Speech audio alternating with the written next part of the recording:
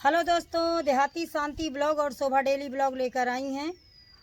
बहुत ही सुंदर सीता मैया का सोहर गीत आप लोग सुने। वीडियो को फुल वॉच करेंगे, वीडियो में बहुत ही आनंद आएगा। तो चलती हूँ आप लोग को लेकर सोहर गीत पे। कुटिया में बैठी सीता मैया हो हिराना, एक देखाई हो हिराना, एक देखाई हो। मोरी माई मोरी सखिया सोनवा बराना, सारी देहिया हो हिराना, मनवा मोहाई हो हिराना, मनवा मोहाई हो। मोरी सखिया सोनवा बराना, सारी देहिया हो हिराना, मनवा मोहाई हो हिराना, मनवा मोहाई। बगल में बैठे श्री राम हो तो सीता जिया राजकार, सीता जिया राजकार हो। मोरे रामा सोनवा बराना, सारी देहिया हो निराख, मनवा मोहाई हो निराख, मनवा मोहाई हो।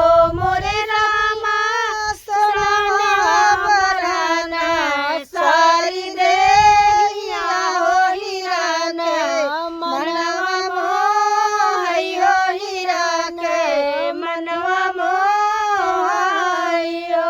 मोरी सखिया यतनी है बचनिया, सुनै रामा हो तो सुनी नाही पावै हो तो सुनी नाही पावै हो तो सुनी नाही पावै हो।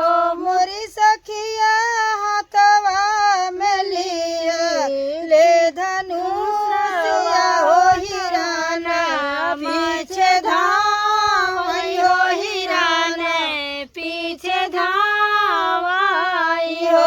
मोरी सखिया हाथवा में लिया ले धनुषिया हो हिराना, पीछे धावै हो हिराना, पीछे धावै हो।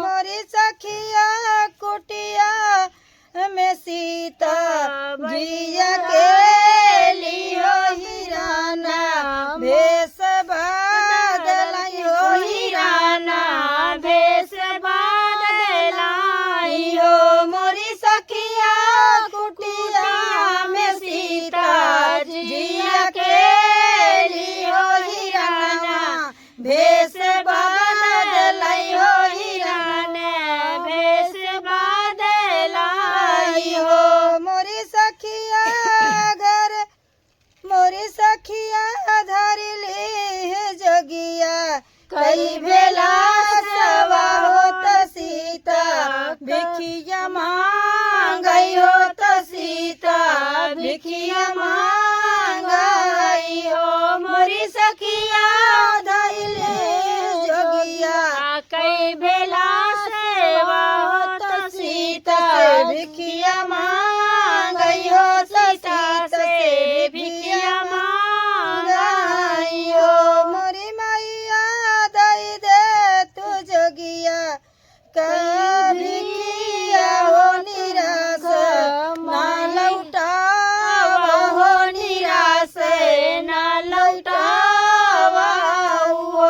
मोरी मैया दई दे जोगिया, कभी किया हो निराश ना लौटावा हो निराश ना लौटावा हो। तो दोस्तों, ये बहुत बड़ा सोहर गीत है, लेकिन पूरा गाएंगे तो बहुत टाइम लगेगा, इसलिए आप सब लोग सोहर को सुनते सुनते भी ऊब जाएंगे दोस्तों। इसलिए इसका दूसरा पार्ट मैं दूसरे वीडियो में आप लोग को सुनाऊंगी। ओके।